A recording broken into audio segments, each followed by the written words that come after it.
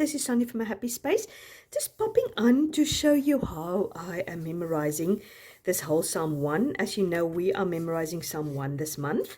So what I decided to, after I've memorized now this last week's verse, which is very quick and short, I'm sure we all know it by now, I just took all my cards and I've actually wrote it out here on my the first time when we did Psalm 1 verse 2, so I can write it repeatedly over the next, especially next week when we have a rest week. I can just keep writing it on the review pages of each psalm, so I probably would be able to write it about six or eight times over the next week.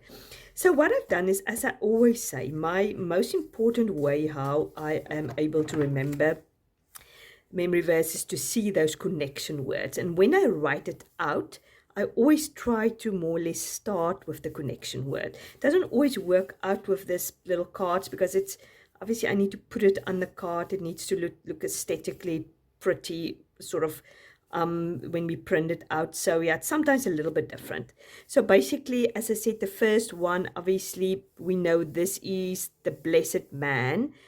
What he's supposed not to do and what he's supposed to be doing. So I circled all the negative words like not, nor. So I have that in my mind. And then, as I said, when it goes but, there's a contrast. So I'm highlighted but. And then that is, especially if you memorize from the same version, we memorize from ESV, often you will find that is quite a familiar word that they use. So if I can just remember where that is in a verse, it seems to me I'm flowing quite better. So like, for instance, I will say that yields its fruit in its season and its leaf does not wither. In that he prospers. So I almost emphasize that. It's just a way for me to remember it.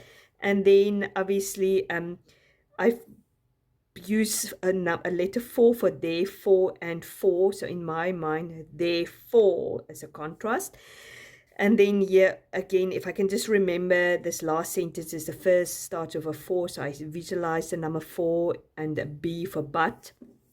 So this is just a way for me to memorize. I am a visual learner, so I need to write it out. I'm also writing and reading. I need to write it out. And I need to highlight things, circle things, and I need to visualize it in my mind. How did I write it out? What word is coming next?